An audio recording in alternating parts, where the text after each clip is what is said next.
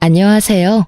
살다 보면 별꼴 다 본다는 걸 몸으로 체감한 30대 돌싱녀 인사 올립니다. 저는 결혼 후 1년 만에 초고속으로 이혼을 했는데요. 제 이혼 이야기를 들어보지 못한 사람들은 제게 문제가 있나 생각하실 수도 있지만 들어보신 분들은 모두 이혼 잘했다며 오히려 응원해 주시거든요. 얼마 전에도 지인이 제 이혼 이야기를 듣더니 이건 많은 사람들에게 알려야 할 일이라며 거듭 권해서 이렇게 사연글을 작성하고 있어요. 저와 이혼한 남편은 동갑내기로 같은 직장의 동료이자 사내 커플에서 부부가 된 아주 가까운 사이였어요. 남편은 결혼을 전제로 저와 사귀기를 원했고 저도 솔직히 어느 정도 나이가 찼으니 진지하게 생각해보고자 연애를 시작했어요. 연애 때 남편은 노력을 하는 사람이었어요. 저를 위해 모든 걸 맞춰주고 제 취향에 맞춰주는, 고기를 싫어하는 저를 위해 매번 채식이나 해산물 가게를 찾아주는 아주 좋은 남자친구였죠. 그 세심한 모습에 반해 정말로 결혼을 진지하게 생각했어요. 그리고 남편은 결혼을 하기 위해 집을 구매했다고 했어요. 난감하게 웃으며 은행 빚이 많지만 그래도 자기 집이라고 하는 걸 보니 제가 나머지는 벌어서 생활하면 될 것 같다고 생각했어요. 집도 있고 제가 벌면 생활비도 있으니 괜찮겠지. 그렇게 생각하던 차에 생각지도 못했던 아이가 생겼어요. 솔직히 생각지도 못했다는 건 거짓말이었고요. 남편은 항상 제게 아이를 가지고 싶다고 이야기를 했었어요. 그리고 매번 피임을 하다가 저도 결혼 생각이 짙어지자 결국 피임에 소홀하게 됐고 그렇게 아이가 찾아온 거죠. 아이가 생기고 보니 육아휴직을 하게 되면 생활이 힘들 것 같더라고요. 그때는 부모님에게 손을 조금 벌려야지 생각했어요. 저희 집은 제가 못나서 그렇지 아버지는 교수, 어머니가 교사로 솔직히 못 살지는 않아요. 그렇기에 빌리고 나중에 갚자는 생각도 편하게 했었고요. 시댁은 시골인데 가족들도 엄청 많은 집안이었어요. 솔직히 임신해서 결혼하는 건데 남편이 엄청 원해서 그 집안에서도 축하해줄 줄 알았거든요. 그런데 처음에 상견례 겸 시모를 봤는데 엄청 친절하게 대해주시기는 하셨지만 뭐랄까 그 눈빛이 엄청 차가웠어요. 그렇지만 본래 그런 인상일지도 모른다고 편하게 생각했어요. 시부도 마찬가지로 정말 즐겁지는 않은 가식적으로 웃고 있는 느낌을 많이 받았고요. 저는 이 자리가 딱딱한 자리라 그런가 보다라고 마음 편하게 생각해버렸어요. 그때 다른 선택을 했다면 어땠을까? 지금도 생각하게 만드네요. 사실 이혼에 대한 생각이 강하게 들었던 첫날은 놀랍게도 결혼식 당일이었어요. 그때 저는 무척이나 지쳐 있었어요. 남편이 집을 해오느라 막대한 원금과 이자가 나가고 있어서 결국 결혼과 관련된 재반 비용은 모두 제가 낼 수밖에 없었어요. 그 모습에 친정오빠는 왜 네가 다 하냐고 남편을 굉장히 나쁘게 보더라고요. 저는 오빠를 다독였어요. 어차피 결혼하면 둘이 같이 살 거고 그 집도 우리 둘이 사는 집이 될 거다. 집 가져오는데 내가 혼수하는 게 맞고 결혼식 비용도 내는 게 맞다고 했었죠. 그런데 시모가 결혼 며칠 전에 폭탄을 하나 터뜨리더군요.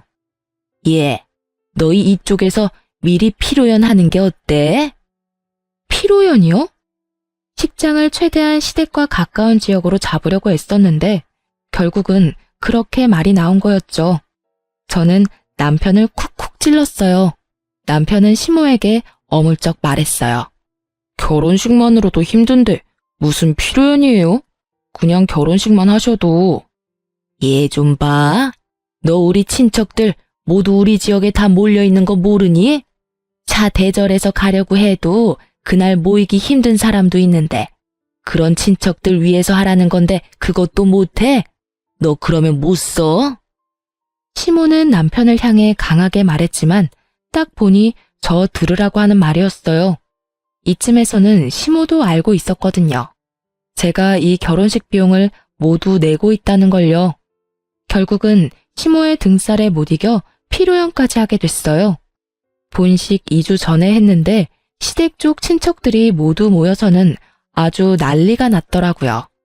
게다가 피로연에서도 축의금을 걷었는데 그걸 시모가 싹 다 가져가더라고요.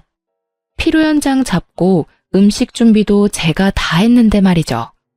남편이 가져갔다면 식장 대여비와 음식 비용만으로도 제가 빼올 수 있었을 텐데 그렇지만 크게 걱정은 안 했어요. 결혼식 때 남편에게 식대로 정산을 받기로 했었거든요. 얼마를 썼는지만 정확하게 계산해 두기로 했죠. 시모가 좋아하면 됐다고 생각을 하고 결혼식에는 좀 차분하게 진행되겠지 싶었는데 시모의 도를 넘는 행동은 결혼식 바로 전에 또 터졌어요. 자기가 극구 노래를 부르겠다는 거예요. 저는 어이가 없었어요. 그리고 예식장 도우미 선생님들도 당황하기는 마찬가지였죠. 내가 노래교실 다니지 않니? 한 곡 멋들어지게 뽑아줄 테니까 나한테 맡겨. 어차피 너희 축가며 뭐며 아무것도 없다면서? 그렇게 재미없는 결혼식 괜찮겠니? 내가 분위기를 띄워줄 테니까 걱정 마. 시모의 말에 저는 정말 미쳐버리겠더라고요. 결국은 저는 몰래 직원을 불러내서 말했어요. 죄송한데 저희 어머니한테 결혼식 날 노래 준비는 안 될 것 같다고 좀 말씀해주세요. 이러다가 제 결혼식 다 망치겠어요. 결국 결혼식장에서는 준비되지 않은 노래는 부를 수 없다고 했고 저도 시모에게 결혼식에서 말고 다른 때 불러달라고 했죠. 바락바락 하겠다고 우기던 시모도 예식장 측에서 안 된다고 하니 받아들이긴 하더라고요. 그런데 결혼식 날 초대받아서 온 제 친구가 저한테 조심스럽게 다가와 이야기하더라고요. 너 벌써 시댁이랑 무슨 일 있는 거 아니지? 네 시어머니 되시는 분이 여기저기 네 욕 엄청 하고 다니셔. 말 안 하려고 했는데 그래도 네가 모르고 나중에 들으면 더 놀랄까봐 미리 말해주는 거야. 너 조심해야겠다. 친구의 말에 저는 얼굴이 달아오르는 걸 느꼈어요. 강철 같은 신부 화장이 아니었다면 저의 흥분은 모두 고스란히 드러났겠죠. 저도 나이를 뒤로 먹은 게 아니다 보니 제가 받은 열을 삭히는 건 일도 아니었어요.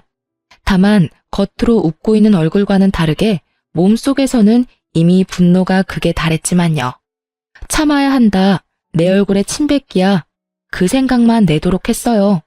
완벽한 결혼식을 위해서 절대로 화를 내지 않았죠. 그렇게 마지막에 가족이 모여서 사진을 찍는데 갑자기 시모가 제 옆에 오시더니 뜬금없이 이런 말을 하더라고요. 사랑한다, 우리 며느리. 우와, 진짜 여기 입 밖으로 터져나오는 걸 겨우 삼키느라 죽는 줄 알았어요. 뒤에서 욕이라는 욕은 다 하고 돌아다녀서 내 친구들까지 그걸 다 알게 한 주제에 뭐? 사랑한다고요? 진짜 그 넙대대한 시모의 얼굴에 한 대 줘 패고 싶은 걸 겨우겨우 참고 웃었어요. 네, 어머님, 저희 잘 살게요. 그렇게 저는 완벽한 결혼식을 겨우겨우 지켜낼 수 있었어요. 남은 건 너덜너덜해진 제 멘탈뿐이었지만요. 그리고 시모는 그 멘탈마저 마지막에 탈탈 털어가시더군요. 제가 결혼식 비용을 다 냈잖아요. 그리고 혼수의 예단비까지 싹 다 해서 몇 천만 원이 들어서 남편에게 미리 이야기해놨었거든요. 피로연 할 필요 없었는데 어머님이 원해서 한 거니까 그 비용은 반반씩 부담하자고 했죠. 솔직히 돈은 제가 다 냈는데 들어온 축의금은 시댁에서 다 가져갔으니 저도 남는 게 있어야 나머지 결혼식을 제대로 치를 수 있잖아요. 그때 남편은 알겠다고 확실하게 말해줬어요. 지금 당장 돈이 없으니 결혼식 때 들어오는 축의금에서 떼주겠다고 했는데 막상 정산하러 내려갔더니 시모가 남편에게 들어온 축의금을 모조리 들고 식대 계산을 하고 있더라고요. 저는 남편에게 가서 물었어요. 저번에 피로연할 때 쓴 돈 따로 빼놨어? 그게... 왜? 안 빼놨어? 그럼 어떻게 할 거야? 피로연 때 쓴 돈 반은 주기로 약속했잖아. 주기로 한 돈으로 식대 계산하면 나한테는 어떻게 돈 줄 건데? 조용히 좀 해. 너도 어차피 축의금 들어온 거 있잖아. 그 금액도 다 남을 건데 그걸로 우선 쓰면 되지. 너 식대가 다 내 돈인 줄 아니? 그거 우리 부모님이 친구들 친척들 결혼식 돌아다니면서 낸 돈 돌려받는 거야. 내 친구들이 준 돈만 오로지 내 거라고. 게다가 그 돈이 들어온들 어차피 혼수로 다 나가야 하는 돈인데. 결국 제 입에서 고운 소리가 나올 리 없었고 큰 소리가 버럭버럭 터져나왔어요. 솔직히 작게 이야기할 수 있었고 조심스레 이야기할 수도 있었어요. 시모의 행동들이 없었다면 말이죠. 이미 시모의 행동들로 제가 기분이 팍 상해 있는데 남편이 저러니 말이 곱게 나가질 않더라고요. 예, 너는 이제 막 결혼한 애가 남편을 잡어? 아니, 남자가 집을 다 해오면 네가 자질구레한 건 내야지. 넌 기생충 마냥 남자한테 빌부터 살려고 벌써부터 그러는 거야? 기생충요? 누가 기생충인데요? 어머님, 집을 가져오면 뭐해요? 다 대출이라 원금 이자만 월급만큼 나가는데. 그러면 어차피 제 월급으로 생활해야 하는 거 모르셨어요? 그 대출금이랑 제가 내는 생활비랑 어차피 비슷해요. 집돈 갚는 동안 내내 제 돈으로 살림 살아야 하는 거예요. 제가 아등바등 돈 갖고 그러는 거 다 잘 살아보려고 그러는 거라고요. 그리고 이 말은 안 하려고 했는데 해야겠어요. 아니, 저희 사정 뻔히 알면서 결혼식 전에 필요연은 왜 하자고 하신 건데요? 그게 그렇게 중요했어요? 그리고 필요연 할 때 식대며 예식장 비용이며 제가 다 냈는데 어머님이 축의금 들어온 거 다 가져가셨잖아요. 적어도 필요연 하자고 먼저 이야기하셨으면 비용 정도는 알아서 주시는 게 맞지 않나요? 아들이 돈 한 푼 없이 결혼식 하는데. 결국 참다 못한 저는 터져버렸고 남편은 한숨을 푹 쉬더군요. 그것도 웃겼어요. 한숨을 지가 왜 쉬어요? 내가 했으면 했지. 뭘 잘한 게 있어서 그렇게 다 해탈한 것처럼 구는지. 남편 놈이 먼저 돈을 제대로 빼놨으면 이럴 일 없었을 거잖아요. 결국은 남편은 축의금에서 필요한 값을 떼서 저한테 주더라고요. 제가 그 돈을 받으려고 하자 이번에는 시모가 난리더라고요. 아니, 왜 너한테 이 돈을 줘? 우리 집에 들어온 축의금이잖아. 왜 네가 가져가? 이런 버르장머리 없는 애를 봤나? 내가 쉽게 결혼 허락해주니까 시어머니가 만만하니? 왜 주긴? 제가 소리 지르려 하자 오빠가 끼어들었어요. 사돈 어른께서 이해하세요. 매제는 집을 해오느라 돈이 없어서 결혼식 비용을 못 대는 상황이고 이쪽도 혼수와 예단비, 결혼식비로 돈을 어느 정도 마련했는데 예상에 없던 필요연을 하게 돼서 돈이 모자라게 됐거든요. 결혼식은 둘이 하는 거니 둘이서 나누는 게 맞다고 생각합니다. 저희가 혼수 예단을 하지 않았다면 또 모를까. 그래도 4천만 원이 넘는 돈을 썼는데 결혼식비까지 모두 부담하는 건 저희한테 너무 부담이 크네요. 사돈 어른이 큰 어른이시니 부디 이해해 주세요. 좋게 말할 필요도 없는데 오빠는 간곡하게 말했고 그 간곡한 말투가 자신을 달래는 것처럼 들리는 걸 알아챘는지 시모는 친정집에 그런 모습을 보이는 게 쪽팔리다고 생각했나 봐요. 결국은 알겠어요 한마디만 남기고는 다 놔두고 나가더군요. 그 뒷모습을 보는데 정말 아침부터 밥도 못 먹고 결혼식 하느라고 난리치는 제가 왜 여기 있나 하는 생각만 들었어요. 저런 시모를 모시고 살아야 하는 제 앞날도 캄캄했고요. 이때부터였어요. 시댁에 대한 제 평가는 최하였어요. 지금도 마찬가지지만 이때부터 다 때려치고 싶었지만 뱃속에 있는 아이 때문에 겨우겨우 참았어요. 그런데 그 마지막 인내심마저 쪼개버린 일이 얼마 지나지 않아 또 일어난 거죠. 저희 아들이 태어난 지 30일쯤 됐을 무렵이었어요. 저는 초산인데다가 조련을 금방 나온 터라 모든 게 서툴고 몸이 힘들었어요. 자연분만이었지만 10시간을 넘게 틀어서 온몸이 성한 구석이 없었죠. 그런데 하루는 남편 얼굴이 이상하더라고요. 똥 싸고 덜 닦은 표정이랄까?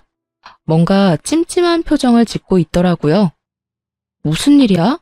할 말 있어? 왜 그렇게 찝찝한 표정인데? 그게 엄마가 아기 보고 싶다고 시골 한번 내려오라던데 당신은 어떻게 생각해? 어떻게 생각하긴 절대로 가기 싫지 라고 말하려는 것을 꾹 참고 남편에게 말했죠. 어머님도 애 보고 싶으실 때 됐지. 100일쯤 되면 시골에도 내려갈 수 있지 않을까 싶은데? 당신 생각은 어때? 제가 양보할 수 있는 건 아기가 100일은 돼야 된다는 거였어요. 아직 집 앞 산책도 못 나가는데 시골까지 가는 건 상상할 수도 없는 일이었어요. 만약 시댁이 도심지에 있었다면 달랐을지도 모르죠. 시댁은 시골 산골에 집이 있어서 벌레도 많고 시부모가 애가 온다고 해서 신경 썼을 것 같지도 않았거든요. 예전에 제가 시댁에 내려갔을 때도 역시나 청소한 적이 없는 집 모습에 학을 떼고 온 기억이 있었으니까요. 아기 건강을 위해서 최대한 양보한 게 100일이었어요. 제 말을 들은 남편도 그 의견에 동의했는지 고개를 끄덕이며 시모에게 톡을 보내더라고요.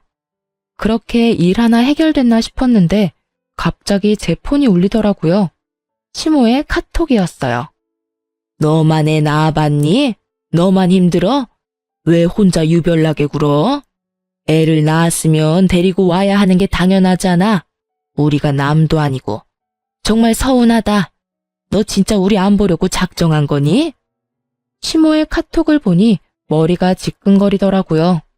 제가 무슨 수를 쓰지 않으면 몇 날 며칠을 저렇게 사람을 쪼아댈 게 분명하니 저는 한 발 더 양보했어요. 그리고 시모에게 전화했어요. 어머님, 아기가 아직 바깥바람 쐬기 힘들어요. 보고 싶으시면 나중에 어머님이 올라오세요. 제가 힘들어서가 아니라 애가 힘들어서 그래요. 아직 목도 못 가누는데 카시트도 채우기 힘들어요. 제가 그렇게 말을 하자 시모는 알겠다며 전화를 끊더니 바로 다음날 집으로 올라왔더라고요. 적어도 며칠은 시간을 두고 올라올 줄 알았는데 이렇게 당장 올라오니 저도 당황한 상태였어요. 애 키우느라 어지럽힌 집 치우고 정리하고 시부모를 맞이했는데 오자마자 시부모는 애는 거들떠보지도 않고 집 구경만 열심히 하더라고요. 그러더니 시부가 저한테 능글맞게 웃더니 말했어요. 아가, 집이 너무 좋네. 이 냉장고랑 TV를 보니까 우리 집에 있는 거지 같은 가전들이 생각나네. 너희가 이거 우리한테 주면 정말 좋을 것 같은데? 네 생각은 어때? 저는 어이가 없었어요. 그 물건들은 모두 결혼식 끝내고 제가 하나부터 10까지 고르고 골라서 집에 들인 물건들이었어요. 게다가 냉장고와 TV는 큰 만큼 가격도 제일 비쌌거든요. 그걸 탐내는 걸 보니 참 기가 막혔어요. 아들 신혼집에 와서는 새 물건 챙기려는 꼴을 보니 너무 웃겼죠. 저희 아버지는 신혼집 와보시고는 제게 용돈도 주면서 덕담까지 해주고 갔는데 말이죠. 시댁에 용돈까지는 바라지도 않아요. 적어도 덕담 한마디 정도는 할 줄 알았는데 역시나 제 기대를 넘어버리더군요. 아버님, 그거 다 산 지 얼마 안 됐고 저희 아파트 공간에 맞춰서 산 거라서 시댁에 두기에는 좀 힘들 수도 있어요. 딱 봐도 우리 집에 들어가도 될 만한 크기인데 이거 우리한테 주고 너희들은 또 따로 사면 되잖아. 돈도 있겠다. 뭐가 문제야? 우리처럼 힘들게 사는 것도 아닌데. 거기다 친정에서 돈 좀 받을 거 아니야. 친정집이 그래도 교육자 집안인데. 저희 결혼식도 얼마 전에 마쳤고 아기 때문에 앞으로 돈이 너무 많이 들어서 다시 사는 건 좀 힘들어요. 저희도 안 쓰는 물건이면 드리고 싶은데 냉장고나 TV나 집에 없으면 안 되는 물건들이잖아요. 그래서 주기 싫어? 아니, 우리가 뭐 때문에 너랑 결혼을 허락해줬는데? 이 정도도 안 해주면 우리 집이 도리어 손해보는 거지. 애 보러 와놓고는 애는 볼 생각도 없이 자기 집 세간살이 알아보려 혈안이 된 시부를 보니 불쑥불쑥 화가 치밀더라고요. 그런데 그 와중에 시모 말에 뒷골을 잡고야 말았어요. 집도 좋은데 여기서 며칠 있다 가면 좋겠네. 놀러 다닐 때도 많을 거 아니야. 온 김에 여기저기 다 돌아다니고 가야지. 저는 애 때문에 힘들어서 거동도 제대로 못하는 데다가 제대로 씻지도 못하는데 시부는 결국 일주일을 집에 머물렀어요. 그러면서 있는 내내 제가 해주는 밥 3끼 꼬박꼬박 얻어먹고 아침 저녁으로 빨래 내놓더라고요. 그걸 하면서도 최대한 참아보려 했는데 저녁에 이제 좀 쉴까 싶어서 누우면 맨날 누워있으니 몸이 아픈 거라며 움직이라고 하면서 사람을 괴롭혔어요. 결국 며칠 지나지 않아 저는 열이 받을 대로 받아버려 저녁에 퇴근하는 남편을 안방으로 데리고 와서 따졌어요. 어머님한테 언제 가시는지 물어봐. 그리고 최대한 빨리 내려가시라고 해. 내가 어떻게 그런 말을 해. 자식 신혼집 보러 오신 분들한테. 신혼집 3일 내내 봤으면 이제 다 본 거 아니야? 볼거리가 아직도 남았어? 그리고 당신 어머님 계시니까 계속 늦게 오잖아. 당신도 어머님 아버님이랑 같이 있는 거 힘들어하면서 왜 나한테 다 떠넘기는 건데? 나는 애까지 봐야 하는데 힘들어 죽겠다고. 이러다 진짜 내가 죽게 생겼다니까? 그렇다고 내가 어떻게 가시라고 말을 해. 나도 아들인데. 그리고 당신도 너무해. 어떻게 우리 부모님을 그런 식으로 말할 수가 있어. 그냥 부모님 좋은 마음으로 여기 있는다고 생각하면 안 돼? 그럼 나도 우리 엄마 데리고 와서 몇 날 며칠 있어 볼까? 결국 제 협박 아닌 협박에 진 남편은 꼬리를 내렸죠. 그러나 결국 시모에게 말도 못 꺼내고 일주일이 지났어요. 일주일이 지나니 시부모도 집으로 돌아가더라고요. 물론 TV와 냉장고는 제가 지켜냈죠. 시부모가 돌아간 날 정말 오랜만에 자유를 만끽하고 있었는데 남편이 완전 술에 절어서 엄청 늦게 들어왔더라고요. 솔직히 여태껏 우유부단하게 행동한 게 꼴보기 싫어서 남편을 옮겨주지 않으려고 했는데 그래도 감기 걸리면 애만 힘들겠다 싶어 남편을 안으로 들이려고 했어요. 그때 남편 옷에서 폰이 툭 떨어지더라고요. 폰은 얼마 전까지 대화를 했는지 카톡 화면이 떠 있었어요. 그런데 그 카톡을 보고 저는 눈이 뒤집어져 버릴 만큼 열이 받았어요. 카톡은 남편과 시모의 대화 내용이었는데 그걸 본 저는 속이 뒤틀리는 감각을 느껴야 했어요. 예, 너 결혼 잘못했어. 좋은 집에서 곱게 자라서 그런지 시모 알기를 개똥으로 알잖니. 꼴랑 TV랑 냉장고 때문에 정색하면서 눈 동그랗게 뜨고 따박따박 말대꾸 하는 거 봤지? 정말 결혼을 시켜줬더니 아주 시댁을 잡아먹으려고 들어. 네 아버지가 이번 기회에 가전 새로 바꾸나 싶었는데 좋다 말았지 뭐니? 시모의 열받은 음성이 여기까지 들리는 것처럼 생생해서 더 빡치더라고요. 그런데 남편의 반응이 저는 더 열받았어요. 저는 제 편을 들어주거나 그런 거 아니라고 중재를 해줄 거라고 생각하고 있었거든요. 그런데 그게 아니더라고요. 와이프가 그런 면이 있지. 그래도 엄마가 좀 참아. 지랄 같은 성격 나도 참고 잘 살고 있잖아. 그래도 처갓집에 돈이 좀 있으니까 우리한테 무슨 일 생기면 돈 빌리기도 쉬워. 말만 하면 척척 돈 내주니까. 남편 놈은 우리 집을 아주 편리한 보험 정도로 보고 있더라고요. 그리고 냉장고랑 TV는 상황 봐서 내가 사줄게. 나 몰래 꿍쳐놓은 돈 좀 있어. 이 남자가 나를 사랑해서 결혼한 줄 알았더니 우리 집 돈 보고 결혼한 거였더라고요. 이럴 거면 우리 아버지랑 결혼하지 그랬냐는 생각이 들 정도였거든요. 제가 무슨 일이 있으면 친정에 전화하니 아주 우리 집을 자기 돈줄로 아는 모양이었어요. 게다가 정말 괘씸한 건 아기 분유 기저귀 한 번을 사다 준 적 없고 그럴 때마다 자기 아파트 대출금 때문에 돈 없다 하더니 시부모 냉장고 TV 사줄 돈은 언제 꿍쳐놓은 건지. 그런데 밑으로 이어진 대화를 볼수록 더 기가 찼죠. 예, 너 이혼할 거면 애는 그냥 줘버려. 혹 달고 있으면 너만 손해야. 혹시 양육비 뭐 그런 이야기 나오면 소송해서 절대 주지 말고. 애 새끼도 누구 새끼인지 모르겠지만 분명히 다른 남자 있을 거야. 절대로 넘어가면 안 돼. 우리 애를 혹이라고 말하는 게 진짜 할머니가 맞을까요? 저는 제 눈을 의심해야 했어요. 이 사람들은 무슨 생각으로 제게 다른 남자가 있다고 이렇게 당당하게 말하는 걸까요? 그런 시모의 문자에 대한 남편의 답은 심플했어요. 안 넘어가. 그래서 애 키울 때 한 푼도 안 내잖아. 시모의 미친 소리에 미친 답변을 건넨 남편놈을 보니 정말 모든 걸 뒤집어 엎어버리고 싶더라고요. 이 새끼는 뭔데 내 자식을 본인 자식이 아니라고 하는 걸까? 그러면 왜 지 자식도 아니라고 생각하면서 같이 살까?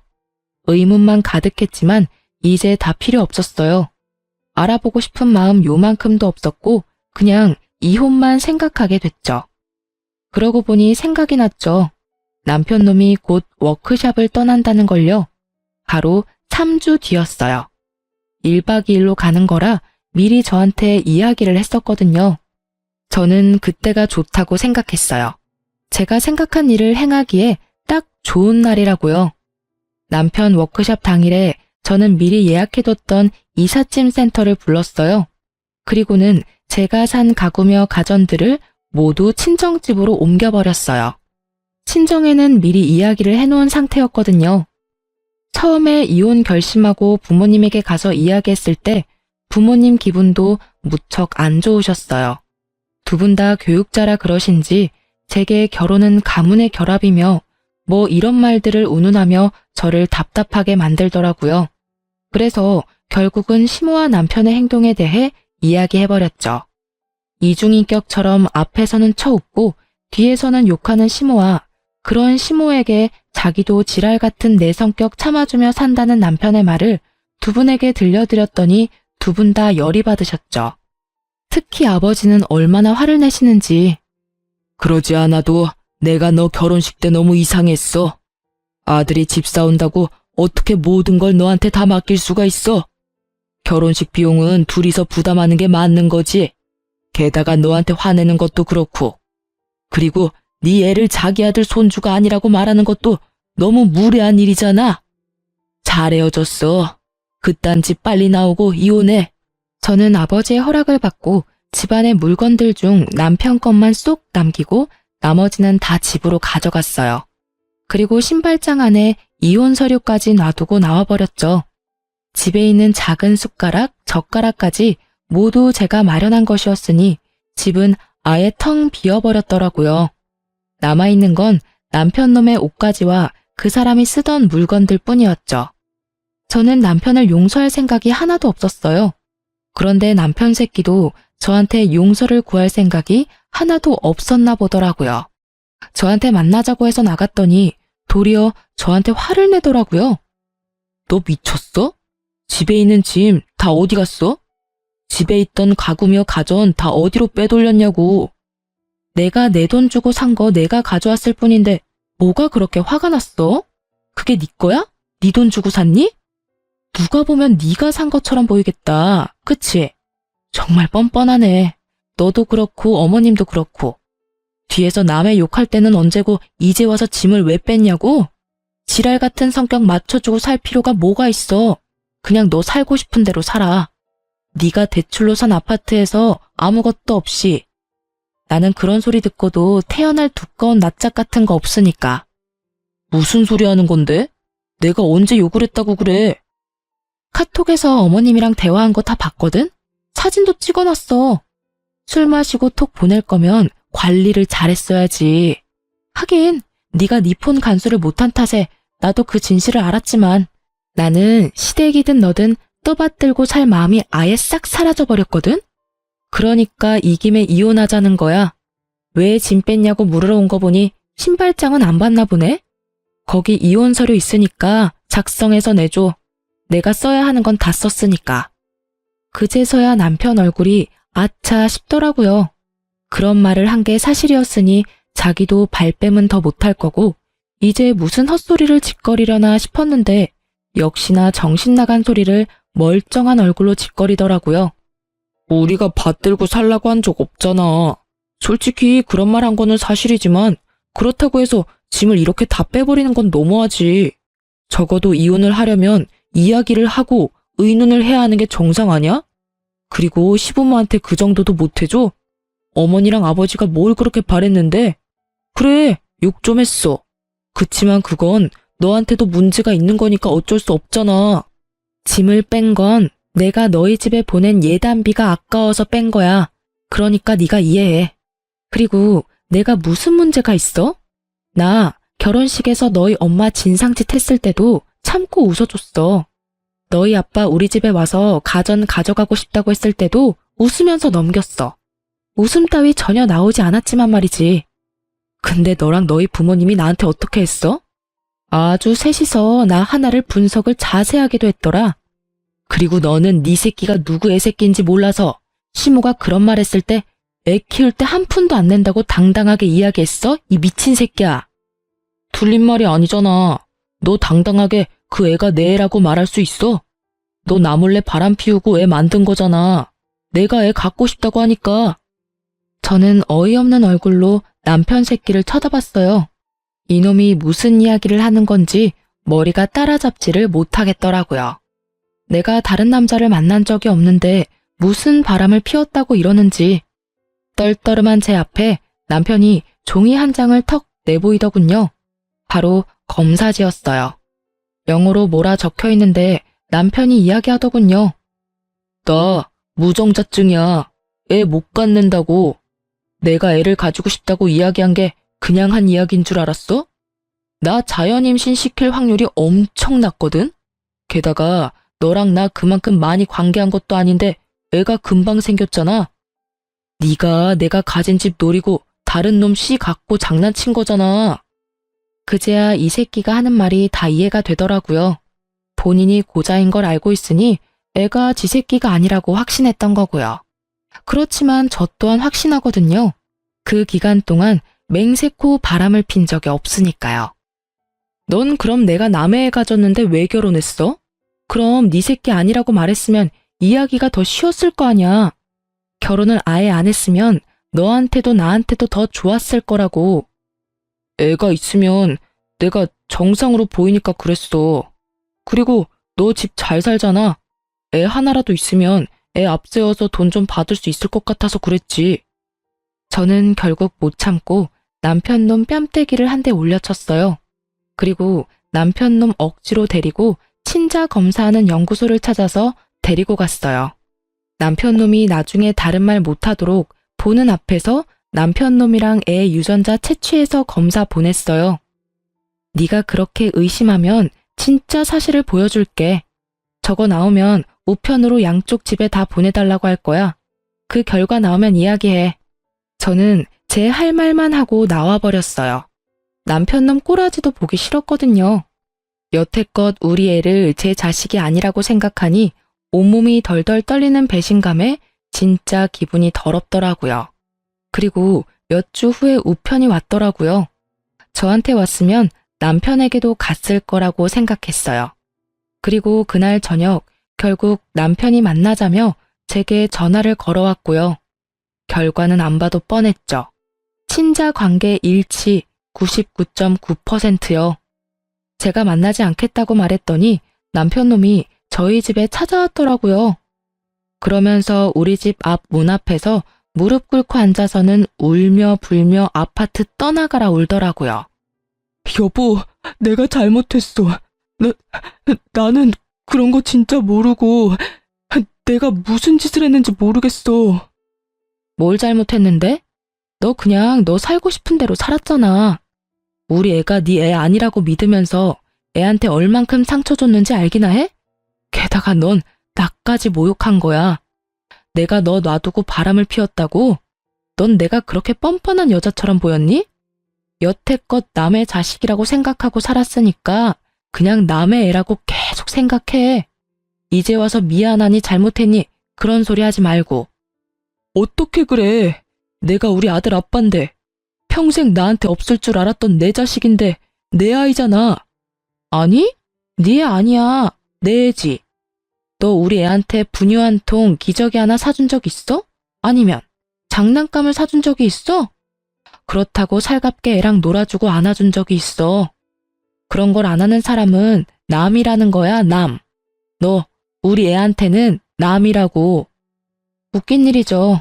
지 자식인지 몰랐을 때는 그렇게 배짱 있게 굴더니 지 새끼인 거 알고 나니 완전 안면 몰수하고 지 자식이라니.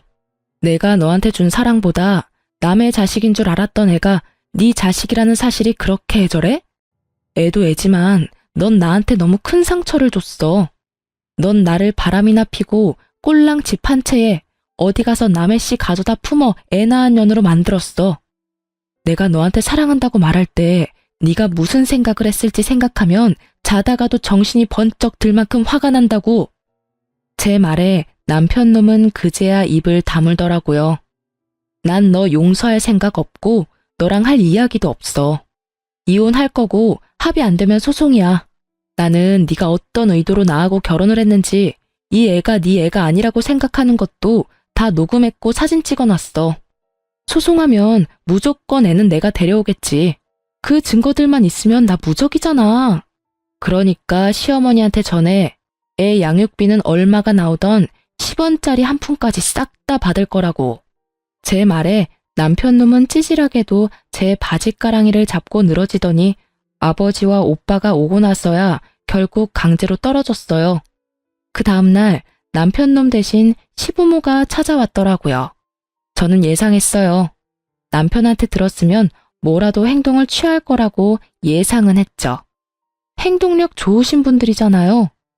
두 사람 모두 얼굴이 새하얗게 질려 있더군요. 며느라가 제발 이혼만은 하지 말아줘. 우리 아들이 너무 미안한 마음이 가득해 우리도 물론이고. 너한테 그런 상처 주려고 한 거 아니야. 그냥 우리들끼리 하는 이야기였고 알잖니. 임금님 없는 자리에서는 임금 욕도 한다고. 어머님, 저랑 그이랑 이혼하는 거 바라셨잖아요. 원하시는 대로 해드릴게요. 대신 애는 그이 애인 거 확인하셨을 테니까 양육비는 다 받을 거예요. 그 사람 집 대출금 때문에 어차피 양육비 제대로 못 받을 거 뻔하니까 어머니께서 그 사람한테 돈 좀 빌려줘요. 제발 그러지 마. 얘, 우리한테서 손주 뺏어가지 말아줘. 아주 쇼를 하고 자빠지셨더라고요. 언제는 누구 애인지도 모르래 양육비도 안 주고 이혼이나 하라더니. 그래, 우리 집안의 최고로 중요한 손주다. 그 아이만큼은 우리한테 돌려다오. 우리가 잘 키울 자신이 있어. 아버님, 좀 그렇네요. 저번에 우리 집 와서 애를 한 번이라도 안아보시기는 하셨어요? 애는 안중에도 없고 저희 세간살이만 눈독 들이셨잖아요. 그리고 그때 그런 말도 하셨죠? 친정에서 돈 주지 않냐고. 우리 집안에서 그 정도도 안 해주면 손해라고 하시지 않았어요? 어차피 애는 안중에도 없던 분들이 갑자기 애가 소중하다며 여기 와서 이러시니 참 웃기네요. 할 말 있으시면 이혼소송 변호사한테나 가서 하세요. 저는 두 분하고 할 이야기 없습니다. 저는 시부모 모두 쫓아보냈어요. 결국 그 뒤로 이혼은 소송으로 가게 됐지만 뭐 저에게 유리하게 될 수밖에 없었죠. 솔직히 결혼 기간이 짧아 재산 분할 같은 거 할 게 없었어요. 다만 위자료는 제가 조금 받아올 수 있었고 아이 친권과 양육권도 제가 가져왔죠. 남편은 제게 양육비를 꼬박꼬박 내야 했어요. 그리고 이혼 3년쯤 뒤에 저는 재혼을 하게 됐어요. 그런데 재혼을 한다고 친구들에게 연락을 했던 게 전 남편에게까지 흘러갔는지 저한테 전화가 와서는 결혼하는 건 너무하지 않냐며 난리를 피우더라고요. 당신 나랑 재결합할 생각으로 여태껏 혼자였던 거 아니야? 어떻게 재혼을 해? 내 아이를 데리고. 재결합은 무슨? 어디서 얼빠진 소리를 해? 네 착각이야. 난 지금 이 사람 놓치기 너무 싫고 너랑은 정반대로 나랑 제 자식도 아닌 애를 사랑해줘서 결혼하려는 거야. 너는 네가 지금 애를 가질 수 없다는 생각 때문에 나하고 아이한테 매달리는 것 같은데 내가 기적처럼 애 가진 것처럼 다른 여자에게도 기적이 일어날 수도 있잖아. 그러니까 열심히 너도 재혼이나 해. 나한테 전화해서 뻘짓하지 말고. 그렇게 전화를 끊었는데 몇 달 후 직장 동료가 연락이 왔더라고요. 언니, 그거 알아요? 언니 전 남편 사기당했어요. 응? 무슨 사기? 세상에, 어떤 여자가 자기가 애 가졌다면서 결국 결혼까지 할 것처럼 했거든요? 진짜 저희한테 청첩장까지 돌리고 막 그랬는데. 알고 보니까 결혼하기 전에 이 명목 저 명목으로 언니 전 남편 돈 다 받고는 글쎄 그 아파트 담보로 돈까지 빌려서 날랐다고 하더라고요. 그래서 한동안 그분 얼굴이 완전 죽상이었죠. 뭐? 여자가 애를 가졌는데 왜 여자가 도망가? 알고 보니까 임신 자체가 거짓말이었대요. 그 여자가 갔던 산부인과에 찾아갔다는데 그런 여자도 없고 애도 없고 아예 진료 기록 자체가 없었대요. 결국은 재혼도 물 건너가고 아파트 살 때 빌린 은행 빚에 담보대출까지 갚아야 해서 헉헉대시더라고요. 뭐 얼마 전에 보니까 새벽에 배송 알바 하시는 것 같던데? 여자가 완전히 계획하고 접근했나 보네. 그러게 사람을 잘 만났어야지. 애가 졌다는 이야기에 아주 혹해가지고는. 저번에 나 애가 졌다고 했을 때처럼 남의 남자애는 아닌지 의심이라도 하든지 안 하고. 근데 그 집의 비극이 거기서 끝이 아닌 거죠? 뭐가 더 남았어? 그 여자가 뱃속에 애를 들먹이면서 그 댁 부모님한테도 돈을 엄청 빌려갔대요. 그것 때문에 큰돈 잃어서 두 분 다 그 여자 잡으러 동분서주 돌아다니시다가 결국에는 없던 병까지 얻어서 병원 신세 지고 있다고 하던데요. 정말 상상을 뛰어넘네.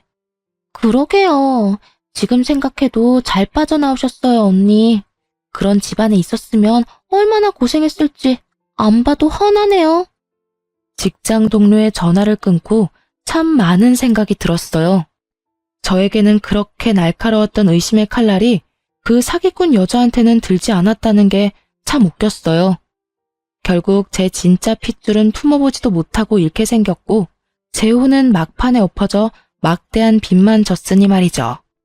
그걸 보니 제가 빠져나온 게 참 잘 됐다는 생각이 들긴 해요. 저는 지금 재혼을 해서 잘 살고 있거든요. 지금 시댁은 저한테 너무 잘해주셔요. 솔직히 이혼 후에 저는 시댁이라면 몸서리를 치는 바람에 엄청 예민하게 반응할 정도였거든요. 그런 제 모습도 그러려니 하고 넘기고 절대로 남 싫은 소리를 안 하시는 게 저희 시댁이에요.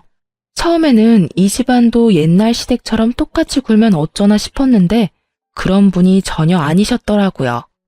오히려 시댁과는 먼 게 좋다면서 멀리하니 서운한 기분에 제가 더 가까이 다가가게 됐거든요. 그리고 항상 칭찬을 해주니 마음이 더 가거든요. 제 아들도 본인 손주처럼 따뜻하게 대해주시고 말이죠. 그분들을 보면서 저도 그런 어른으로 늙어가고 싶다는 생각을 할 정도였으니까요. 제가 얼마나 존경하고 있는지 아시겠죠?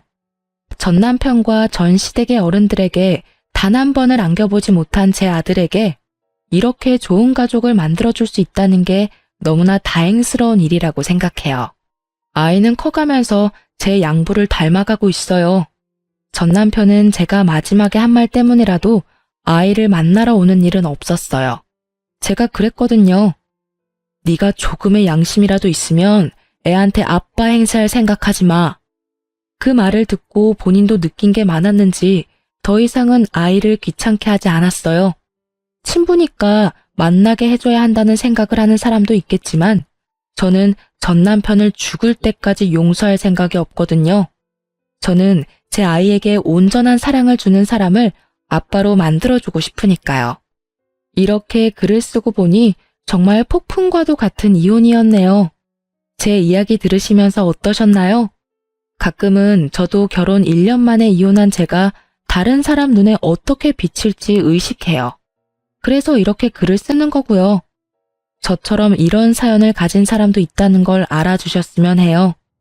이혼은 많이 참았다고 또 참지 못했다고 해도 되고 하면 안 되는 그런 게 아니잖아요. 누구든 그 상황이었다면 당장 탈출하고 싶었을 테니까요. 글을 쓰고 나니 좀 후련해졌어요. 앞으로는 밝은 미래만 바라며 살 거예요. 사연 들어줘서 고맙습니다.